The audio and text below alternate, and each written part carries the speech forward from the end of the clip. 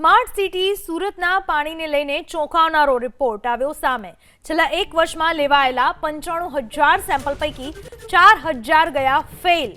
પાણીજન્ય રોગચાળો વકરે નહીં એ માટે સુરત મહાનગરપાલિકાનું પ્રશાસન બન્યું સતર્ક। એક દિવસમાં 300ના સ્થાને 500 જેટલા સેમ્પલિંગ કરવાનું શરૂ કર્યું। ગાંધીનગરમાં રોગચાળો વકરતા સુરત મહાનગરપાલિકાએ વોટર સેમ્પલિંગ વધાર્યું। સુરતમાં ઓક્ટોબરમાં 84, નવેમ્બરમાં 60, ડિસેમ્બરમાં ટાઇફોઇડના 70 કેસ। લારી ગલ્લાના ફૂડ સેમ્પલ હોસ્પિટલ્સમાં મોનિટરિંગ પર ભાર મુકાશે। પાણીજન્ય રોગચાળો વકરે નહીં એ માટે દૈનિક લેવાય છે પાણીના 450 સેમ્પલ।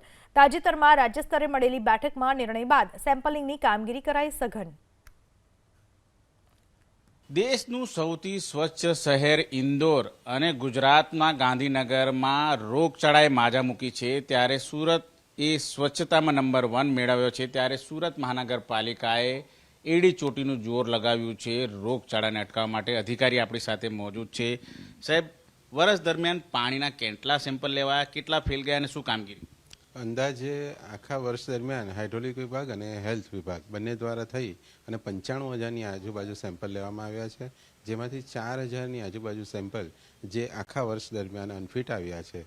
સુરત કોર્પોરેશન જે પાણીજન્ય રોગચાળો નહીં થાય એના આગોતરા પ્લાનિંગ માટે આ જે પાણી સપ્લાય કરવામાં આવે છે એમાં રોજે 300થી 400 સેમ્પલ લે છે, જેના કારણે એને આપણને પહેલેથી ખબર પડે કે આ જગ્યા ઉપર કોન્ટામિનેટેડ વોટર આવે છે, અથવા તો કોઈ કમ્પ્લેન કરે તો ખબર પડે। અને સાથે સાથે ત્રીજું જે છે, સુરત કોર્પોરેશન દ્વારા એની પોતાના હેલ્થ સેન્ટર ઉપરાંત તમામ પ્રાઇવેટ હોસ્પિટલમાંથી પણ રોગચાળાની માહિતી મેળવવામાં આવે છે, જેમાં ગેસ્ટ્રો છે, ટાઇફોઇડ અને જોન્ડિસ, જેના કારણે આપણને ખબર પડે કે આ વિસ્તારમાંથી કેસીસ આવે છે તો એ વિસ્તારમાં ગંદુ પાણી આવવાની શક્યતાઓ છે।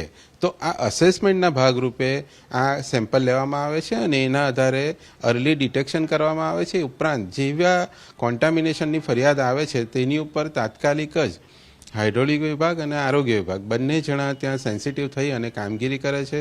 તાત્કાલિક લીકેજ શોધવાની કામગીરી હોય કે સાથે સાથે ઓલ્ટરનેટિવ પાણી સપ્લાય આપવાનું હોય, અને સાથે એ જ વિસ્તારની અંદર સર્વેલન્સ કરી અને ORSના પેકેટ આપવાના હોય કે ક્લોરિન ટેબ્લેટ આપવાની હોય, આ તાત્કાલિક કામ સુરત કોર્પોરેશન દ્વારા હાથ ધરવામાં આવે।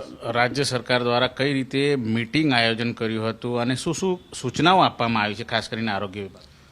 રાજ્ય સરકારના UDD વિભાગ દ્વારા ફક્ત આરોગ્ય જ નહીં, શહેર વિકાસ વિભાગ દ્વારા એક થેનારસન સર દ્વારા એક મિટિંગનું આયોજન કરવામાં આવ્યું। એમાં 17 જેટલી જે કોર્પોરેશન છે એ તમામને આવરી લેવામાં આવ્યા। તમામને આ માટે સેન્સિટિવ થવા માટેની સૂચના આપવામાં આવી। સરે ચોક્કસ પ્રકારે સ્પષ્ટ કહ્યું છે કે જે પણ કમ્પ્લેન હોય, એક ઘરની હોય, 10 ઘરની હોય, એક શેરીની હોય, એને સેન્સિટિવ થઈ અને એની ઉપર કામ કરવાનું છે। એવું વિચારવાનું નથી કે પાણી 10 મિનિટ તમે જવા દો અને પછી ચોખ્ખું આવી જશે, એ પણ નથી વિચારવાનું। તાત્કાલિક ઓલ્ટરનેટિવ સપ્લાય આપવાનું છે અને સાથે સાથે પાણીના સેમ્પલ લેવાની કામગીરી પણ વધારી દેવાની છે, અને સાથે સર્વેલન્સની પેસિવ સર્વેલન્સ એટલે કે આપણે રોગચાળાના આંકડા મેળવીએ છીએ એ પણ કામગીરી સ્ટ્રેન્થન કરવાની છે, જેના કારણે આપણને અર્લી પહેલેથી જ ખબર પડી જાય। મેં કહ્યું તેમ સુરત કોર્પોરેશને આ બધી કામગીરી કરી અને એનાલિસિસ કરી અને એવા વિસ્તાર પણ આઈડેન્ટિફાઈ કર્યા છે કે જે જગ્યા ઉપર અવારનવાર ગંદા પાણીની ફરિયાદ આવે છે યા તો ત્યાં આ પ્રકારના રોગચાળાના કેસીસ આવે છે, તો ત્યાં હાઇડ્રોલિક વિભાગ દ્વારા અગર જરૂર જણાશે તો પાણીની લાઈન બદલવાની હશે યા તો ડ્રેનેજની લાઈન રિપેર કરવાની હશે, એની પણ કામગીરી હાથ ધરવામાં આવશે।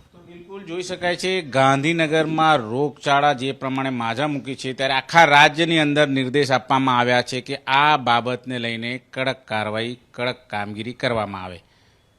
કેમેરામેન રાકેશ પાનવાલા સાથે ધનરાજ બાગલે, ABP અસ્મિતા, સુરત।